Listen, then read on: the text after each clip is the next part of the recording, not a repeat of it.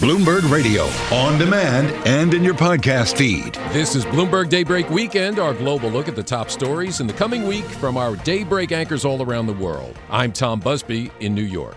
We begin today's program with a look ahead to the latest inflation data in the wake of that September jobs report out last week. For more, we're joined by Bloomberg International Economic and Policy Correspondent Michael McKee. Michael, thanks for being here again. Always happy to be here.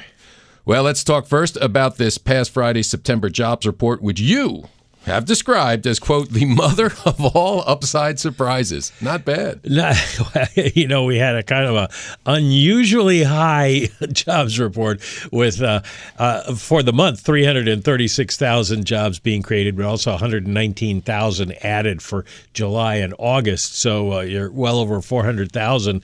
The labor market has not gone away, at least not through September. Now, there's a lot of caveats to this, but it just tells you that the economy still remains strong or remained strong through September. And so the question is now, is that inflationary? See, I'm setting you up for your next question. For the next question. Well, we did see wages rose again. That is inflationary. That is the question. This is a good news, bad news situation, but...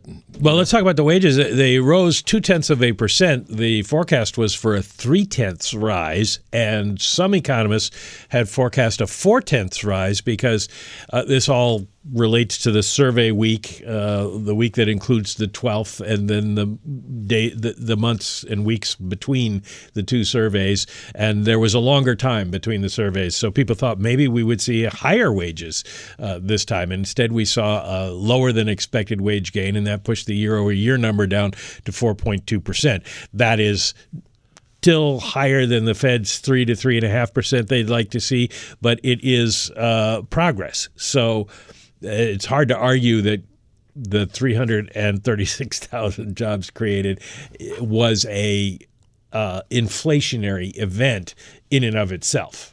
But it was a surprise, and we also saw a revision, 119,000 jobs added, July and August.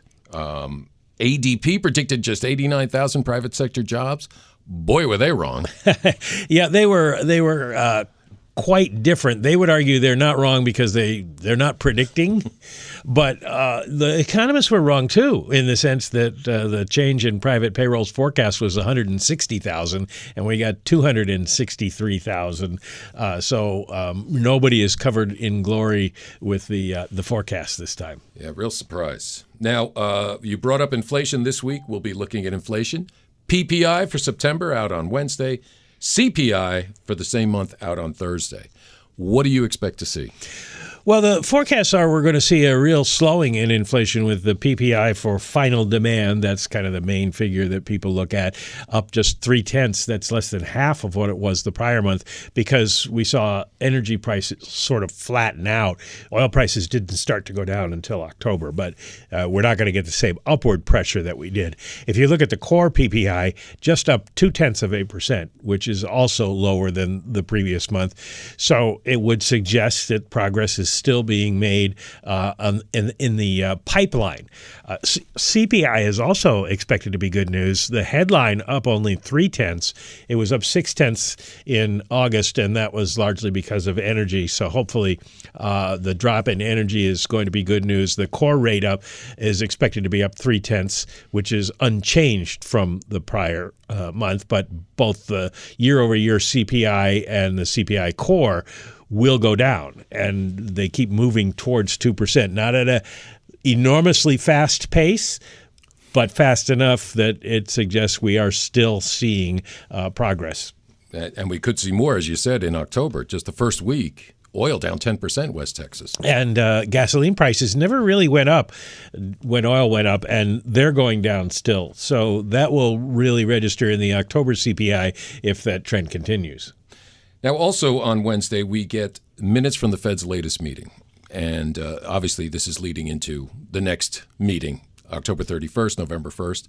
So let's talk about the minutes, what we should expect, what we should look for, what the Fed was thinking, because I'm sure they're all as surprised as anybody else about that September jobs report. Well, most of the Fed speak that we've had since their last meeting has been on the order of we could do one more if we need to. So how do you define if we need to? And that's what people are going to be looking to in the minutes is what kind of economy would cause them to raise rates another time? Is it the 336,000 jobs created in September, or does the average hourly earnings take some of the edge off of that? Is it something to do with retail sales or the outlook for GDP growth, which in the third quarter is very, very strong, somewhere between 3% and 5%. So that's, I think, what people in the bond market especially and in the stock market are going to want to look at is what would be the trigger for the Fed. And we still have a couple of weeks before the Fed has to make this decision. But what is it looking like? All these, as far as I can remember the past year, we've been calling for a recession. Before now, we've been calling for, there were economists saying this will be the last good jobs report before things, take a nosedive.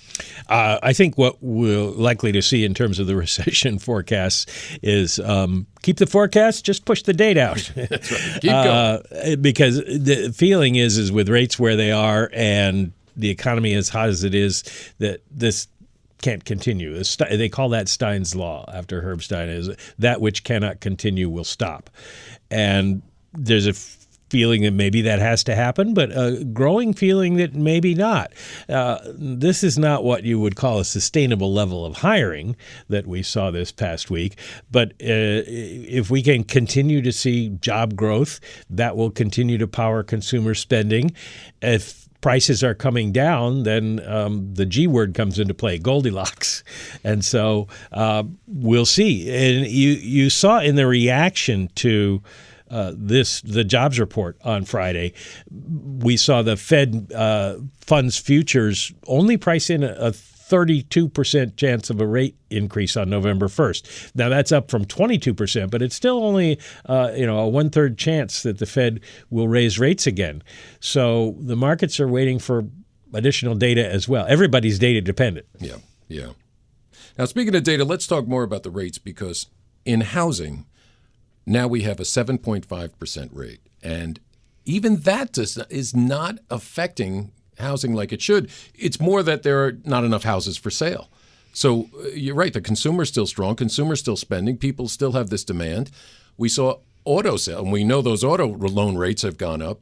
Toyota and GM, 15% increase in the last 3 years in auto sales leading up to last month. So you're right. The consumer keeps spending, keep making more money. Who knows when it could end? Well, the old saying is it doesn't have to end. That expansions don't die of natural causes. The Fed kills them. And so that's kind of the playbook people are working from, that if the Fed gets rates up too high, it will kill the economy. But we don't see signs of that happening necessarily right now. The neutral rate, the rate the Fed funds rate would be at that doesn't stimulate or hold back the economy, is obviously higher than the Fed or anybody thought at this point. For a year, I think. Yeah. If you're looking at housing, they are having an impact because there's no houses for sale because people don't want to trade in their 3% mortgages for 7% mortgages. And that's going to be a problem down the road. It is going to be an issue. And how does the Fed get out of that? Because if they don't bring mortgage rates down significantly, people won't go back into the market. The new homes are selling like hotcakes because you don't have anybody in them, so you don't have to worry about selling it. And a lot of the home builders are offering credits or financing that brings that mortgage rate down some. So we're still seeing strong growth in that, which actually they both have a big, existing homes and new home sales have a big impact on the economy in different ways. The new home sales, a lot of construction materials, obviously, and new appliances, things like that. Whereas the existing homes, people tend to replace the carpets and buy furniture and that sort of thing. So we lose one, we gain the other. And you build it, someone will buy it, no matter where it is, where you put it, how big, how small, someone's going to buy that house.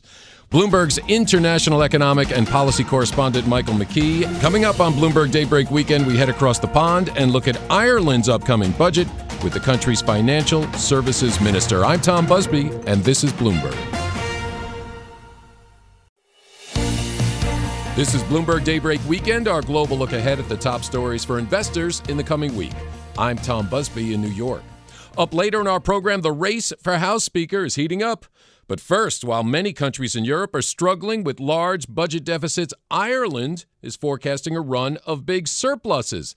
That's thanks to buoyant corporate tax revenues. The Irish government unveiling its budget for next year in the coming days. And for more, let's go to London and bring in Bloomberg Daybreak Europe anchor Stephen Carroll. Tom, it's an enviable position for any government to be in, to have a surplus of income to spend on tax cuts or increased public spending. Across Europe, it's a pretty unusual occurrence. In Ireland, it's sparked massive political debate about how the money should be spent, especially as the country faces issues including an acute shortage of housing. The Finance Ministry in Dublin is expected to see a surplus of billions of euros this year and as much as 65 billion by 2027. The government, though, is conscious that the boom in corporate tax receipts, a big driver of that extra income, won't last. In fact, figures released in recent days showed the tax take from companies was 23% lower in the first 9 months of this year compared to last year. Add to that a warning from the ESRI think tank that the Irish economy will contract for the first time this year since 2012. Now, while the domestic economy is growing, Ireland's headline GDP figures are distorted by the outsized nature of major international companies that operate there. Now, I've been discussing all of these issues with Ireland's Financial Services Minister, Jennifer Carroll MacNeill. We started by talking about the much debated choices the government is making in its upcoming budget. We're very careful about managing the projections there. We're very careful about how we may use that. We've obviously a commitment to put quite a bit of that aside for a pension reserve fund, for a sovereign wealth fund, different types of longer term investment in infrastructure, which is a really important piece for Ireland. At the same time, recognising that our construction unemployment is 2%. Our unemployment generally is 4%. We're absolutely at full employment. We've never had more people working in Ireland. So we have this very strong domestic economy from which a lot of our tax receipts are being generated. Also corporation tax. But we're mindful that, Ireland has been through the mill in 15 years. We've been up and we've been down, and we've worked very, very hard to recover our economy, make it resilient and strong. Yes, we're benefiting from significant surpluses at the moment, but I think we take a very careful view about how we may invest that. We don't want to do anything that's inflationary, and we're very careful about protecting ourselves for the future. So we feel that it's the product of a lot of hard work, but we're very careful to try to manage that for the future. So in the conversations running up to the budget then, how much of the surplus is going to go to those sort of precautionary measures, or how much will go to other measures like tax cuts? It has been very significant already. We've put 4 billion across into one fund. We may very well put a great deal more. We've identified just over $1 billion for tax cuts. And I think at a time of full employment, that's particularly important. I think in Ireland, we hit the higher rate of tax too soon. And I think we're a bit of an outlier on that. And when you're looking at marginal decisions in relation to going back to work or perhaps working more, in a very tight labour market, those sorts of decisions around tax policies, they become quite important. And so we are trying to make sure that our very, very skilled workforce is able to work as much as it can, as much as it wants to. You might recognise that there's a lot of people taking a step back from work for a period, potentially with childcare costs. And so we're trying to adopt an approach of putting money back in people's pockets through tax cuts, but reducing a lot of structural costs in Ireland. So reducing the cost of childcare by 25% last year and hopefully more this year. Reducing the cost of a child going to college, reducing upfront structural costs in health and making it easier to access services more cheaply, transport costs. What can you do at a time of inflation? You can cut the costs that you can control, and you can give people money back to a point without it being inflationary. And so we're trying to approach it from those perspectives. We also have a very significant capital investment project. We have a lot of infrastructure that needs upgrading, but we do face constraints, employment constraints, particularly in the construction sector, which I think are reflected right across Western Europe, but are, they are as acute in Ireland as anywhere else. What is the concern about what the drop-off in the tax receipts could be, given that so much of that corporate tax money comes from a very limited number of companies in Ireland? Well, look, I think it's fair to say that any sort of sectoral specific challenge could have a very tech, significant, for example. tech, or even an individual company. And of course, there are different intellectual property issues, about derogations running out and so on. And so we are very fortunate to have this position, but we are very careful to manage it. Obviously, Ireland is part of the OECD, the new tax framework, very pleased to be part of that, looking forward to that. And we have to manage that transition now over the next period. But, I'm looking at my tax receipts just this year, income tax is up. VAT receipts are up. All of your domestic, all of the indicators of a really strong domestic economy. So we're generating very significant receipts from that as well. It's not just corporation tax, it's income tax, it's VAT, it's activity in the employment sector. We have never had more people at work in Ireland, and we have a very highly skilled labour force. So it's a good time for us, considering where we were 10 years ago. We're very excited to be here, but we take a careful pause in our approach to it. We recognise that we want to be in as resilient a position 10 years from now. And of course, there's going to be ups and downs. Of course, there's going to be retrenchments in different sectors. Earlier this year, for example, there was a slight retrenchment in tech, in employment. We have a very strong financial services sector, as you're aware, and we found that a lot of that skill was absorbed immediately by financial services in fintech, insurtech, great innovation that's coming out of Ireland because we have this juxtaposition of tech and financial services right beside each other. We're doing a lot of very interesting, exciting things there. So I think it's a good moment, but I think in Ireland we will always adopt a sort of a careful pause. We've come back from a really disastrous financial crash to a balanced budget to an interesting surplus. Some of the changes that we've seen post-Brexit in the UK has been a move away from some of the MiFID II regulations, particularly around funding for research. Is that giving the UK a competitive edge when it comes to attracting financial services companies versus Ireland? It's not what I'm hearing. I think what I would reflect is that I think we're at a point where, I became Minister for Financial Services in December when we hadn't the Windsor Framework agreed, and we were in a very different place in terms of our conversations and our dialogue. It's now the beginning of October, and I'm so pleased that that has been agreed and that we can have really constructive conversations about what we do together in the future. And I don't think that we need to approach it in an overly competitive sort of way. Obviously, Ireland is at the centre of Europe, is going to continue to do everything it can to protect and develop the single market and the opportunities within that. But we're so very pleased to have this close relationship with London as financial services. Okay, fine, there's some competition. Friendly competitors. And do you know what? There's nothing wrong with that. It does both of us well. London has been and always will be a major financial centre for the world. And, we benefit very strongly by London doing well, and we will do well from that. So I approach it in a very collaborative way. You mentioned the Windsor Framework. Are you disappointed there hasn't been restoration of the executive since the Windsor Framework agreed? I should point out you also used to be a member of the parliamentary committee that looked at the implementation of the Good Friday Agreement. I am really disappointed. I am really disappointed because for so many reasons, it's a major democratic gap to have political institutions that were voted in by the people, where you have free and fair elections, which is, a privilege and a luxury that most people around the world, do not in fact have. You have free and fair elections and the opportunity to represent your community in government. It's an extraordinary privilege and an extraordinary opportunity, and nowhere is that more important than trying to build a reconciled society in Northern Ireland. Northern Ireland has a most exceptional opportunity, being both part of the UK and in many ways the access to the single market. Also, we want to see Northern Ireland doing well. We want to see the ministers in place making decisions. We want to see collaboration in the way that we can between Dublin and Belfast. We want nothing but good things for Northern Ireland. But, the political institutions have to run. And I would say that of the 25 years of the Good Friday Agreement, Stormont hasn't been in operation for, I think, close to 10 of those, if not slightly more. And that's a major gap. And I think that that's going to require reflection over the next period. That was Ireland's Financial Services Minister Jennifer Carroll McNeill speaking to me here on Bloomberg Radio ahead of the budget announcement coming in the coming days. Also very interesting to get her views on the political stalemate in Northern Ireland, where an executive hasn't functioned for well over a year and a half at this stage due to political disagreements over Northern Ireland's post-Brexit trade rules. So good to get her perspective on those issues too. I'm Stephen Carroll in London. You can catch us every weekday morning here for Bloomberg Daybreak Europe, beginning at 6 a.m. in London and 1 a.m. on Wall Street. Tom? Thank you, Stephen. And coming up on Bloomberg Daybreak Weekend, we head to the nation's capital and look at the race for Speaker of the House. I'm Tom Busby. This is Bloomberg.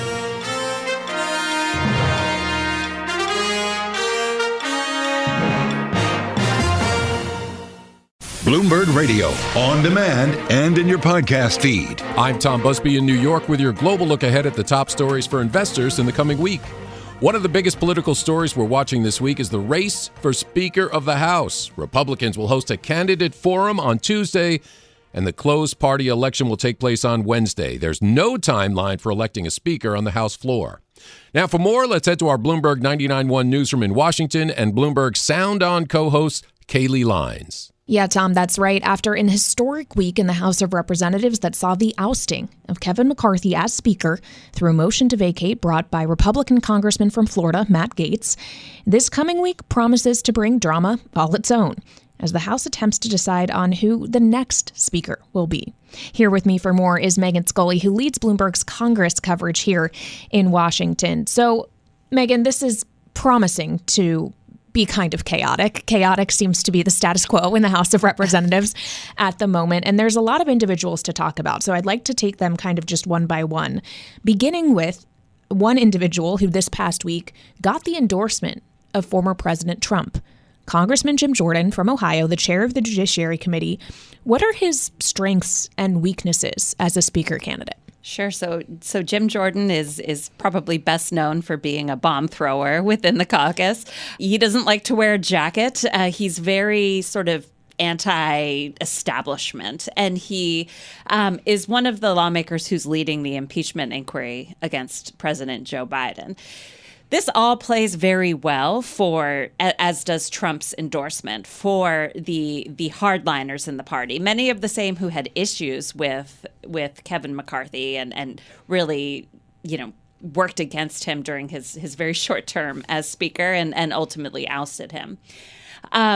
So that's all good for Jim Jordan. The downside, though, are the moderates, particularly the 18 House Republicans who are from districts that Joe Biden carried in 2020. These are very, very purple areas, and they're not terribly supportive of the impeachment inquiry. And this makes Jim Jordan a very difficult and problematic Speaker candidate for folks like Mike Lawler and Mark Molinaro from New York. There's several in Southern California as well. Okay, so knowing that whoever ultimately is going to be Speaker needs to get the majority of the caucus, be that 217 or maybe lower if there's some people that don't show up, the math's going to get very hard, especially when also in the mix is someone like Steve Scalise, the majority leader, kind of maybe the continuity candidate you could see in that way. He's likely to appeal more to some of those moderates, some of those more endangered individuals, right? Yes, Steve Scalise is sort of the safer candidate for those individuals. He is very conservative. He's definitely not a moderate, but he is not one to be particularly polarizing to the American public. He's definitely more of the same mold as Kevin McCarthy, but is a well-known entity, someone that the moderates, I think, feel like they can trust. He is not as problematic as Jim Jordan, for sure. And I think you're going to see those folks really rally behind him. Although it remains to be seen whether he can get the hard right who's going to support Jim Jordan. Again, it comes down to the math. The math is just really tough. And there's other people kind of floating out there as well, like Congressman Kevin Hern from Oklahoma. What's his deal? So, I'm very curious to see what happens with him and whether he emerges as a consensus candidate, somebody who the hardliners can begrudgingly get on board with and the moderates can sort of hold their nose and vote for. He is the chairman of the largest ideological group in the House, the Republican Study Committee, and they are a conservative group, although they tend to be less bombastic than the House Freedom Caucus. So while folks like Mike Lawler might not be on board with Kevin Hern's policies, his approach and his strategy is something that they can tolerate much more so than a Jim Jordan. And of course, the other individual here who is technically the one who interim is Speaker, Congressman Patrick McHenry of North Carolina. He is acting in a pro tempore position right now. Kind of our understanding is he doesn't really have that much power other than to preside over a speaker's vote. And on the idea of when this vote's actually going to happen, are the Republicans going to try to sort all this out themselves, understand that someone is going to get the requisite majority vote before they actually take it to the floor, remembering it took 15 rounds over the course of 4 days to get McCarthy the speaker's gavel in the first place in January? That is certainly the big question. My money is on them not being able to rally behind a candidate. That is what party leaders are going to be trying to do on Tuesday before this goes to the floor on Wednesday. They don't want a whole messy spectacle on the floor on Wednesday. But looking at how things went with McCarthy's ouster, which was the first in U.S. history, I find it very difficult to believe that this is going to be clean and short and be a show of unity for the GOP. I suspect that when this goes to the floor, it is going to be a very divided Republican conference. And I think that Democrats, just like they did with the vote on McCarthy, are going to watch from the sidelines and cast their no votes against whoever it is and vote for. Remember, Hakeem Jeffries, the Democratic leader, had the most votes of any candidate going into that 15th round because Democrats really united behind him. So we're going to see that, and it's going to continue to be extremely messy. We thought that the 15 rounds that McCarthy went through was long and drawn out. It was certainly extraordinary, if not a record. I suspect this could go much longer and be far more bruising. So buckle up, everyone. Exactly.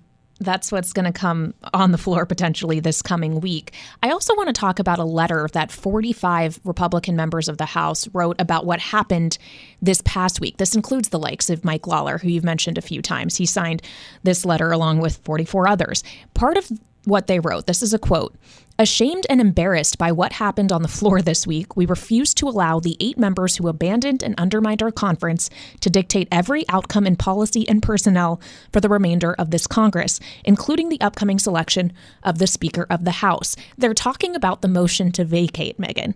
Is it going to go away? How hard will that be?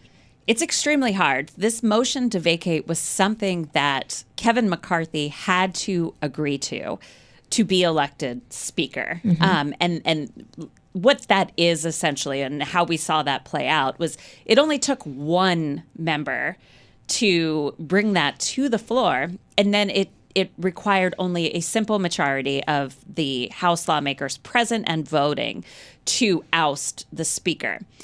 That meant that McCarthy, throughout his, again, very short term, nine months, I think it was the third shortest in U.S. history, throughout his term as Speaker, essentially had this gun to his head, where he was concerned, with every twist and turn that he could be ousted. Getting the hardliners to relent on that will be extraordinarily difficult because that is what gives them their power. So why would they let that go? They want to hold on to the leverage, essentially. Absolutely. So much to look forward to. Yes. Just more paradise here in Washington. Really looking forward to your coverage of this over the coming week. Megan Scully, the leader of Bloomberg's congressional team here in Washington. Thank you very much. And Tom, buckle up. Thank you, Kaylee. That was Bloomberg Sound On co-host Kaylee Lyons reporting from our Bloomberg 99.1 newsroom in Washington. And you can hear Sound On weekdays 1 to 3 p.m. on Bloomberg Radio. And coming up here on Bloomberg Daybreak Weekend, after China's Golden Week, we look at the holiday's impact on the country's economy. I'm Tom Busby, and this is Bloomberg. This is Bloomberg Daybreak Weekend, our global look ahead at the top stories for investors in the coming week. I'm Tom Busby in New York. Will China's 7-day Golden Week holiday be a hope for the country's economy to reset? Let's get to Brian Curtis, co-host of Bloomberg's Daybreak Asia radio show, to find out more. Tom, China markets reopen in the coming week after the Golden Week holiday. What might we expect? We're joined by Rebecca Chung-Wilkins, Bloomberg Asia Government and Economics correspondent. So I'm curious, Rebecca, what you're hearing from investors now, because this has been a critical time. And do they need a catalyst to come back in? Well, I think the big story for them is watching whether or not the Chinese consumer has come back during the Golden Week holiday. So this is, a long stretch, 8 days, where typically we see Chinese people going out, traveling, spending and buying more. Obviously, that has been severely dented by sort of waning confidence, the property crisis and so on. And so that's really where investors are focusing. Are we seeing an improvement in sort of services, in consumer spending, in tourism? And then the other part of this is property. Now, I think the prevailing feeling is that for property, there's still some of that pessimism there. Just looking at the first 4 days of the month in 30 major cities, the data looks really weak. We're seeing this big decline again year over year. We hardly are the way through the month, but even when we compare to September, marginal improvement there month over month. But more broadly, it doesn't look like we're seeing a bottoming out. So that pessimism is prevailing. But in the consumer sectors and in the services part, we are maybe seeing these pockets of positive signs. And that might be enough to start bringing some traders back in. You cited some numbers from the Golden Week holiday. And we know that Golden Week has historically been a key test for the property sector. Is there any possible catalyst there that investors might seize upon? And if so, what would it look like? Would it be like dramatic sales in Shanghai or in Beijing, or would it be in the outlying areas? What would they be feasting on?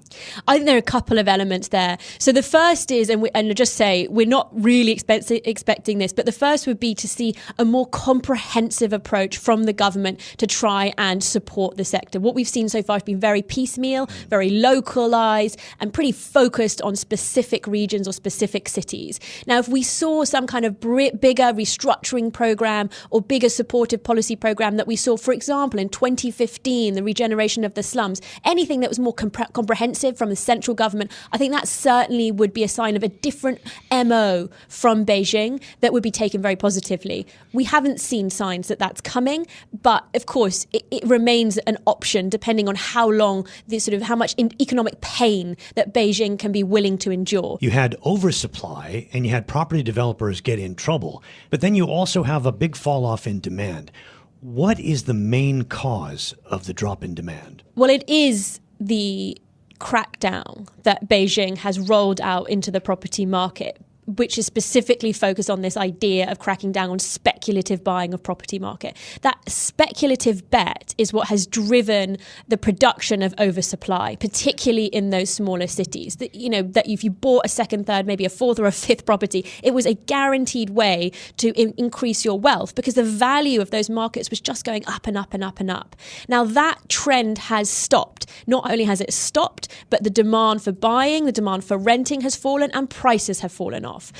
This sort of scary part, I think, for long-time watchers of the market and for investors who are thinking about where they want to be in China long-term too and its economic growth model, is that some estimates say that we are only about 17% of the way through fixing that oversupply product. All right, Rebecca, thanks so much for joining us. Great insights there. Rebecca Chung-Wilkins, Bloomberg Asia Government and Economics correspondent. I'm Brian Curtis, along with Doug Krisner. You can catch us every weekday here for Bloomberg Daybreak Asia, beginning at 6 a.m. in Hong Kong and 6 p.m. on Wall Street. Tom? Thanks, Brian. And that does it for this edition of Bloomberg Daybreak Weekend. Join us again Monday morning at 5 a.m. Wall Street time for the latest on markets overseas and the news you need to start your day. I'm Tom Busby. Stay with us. Top stories and global business headlines are coming up right now.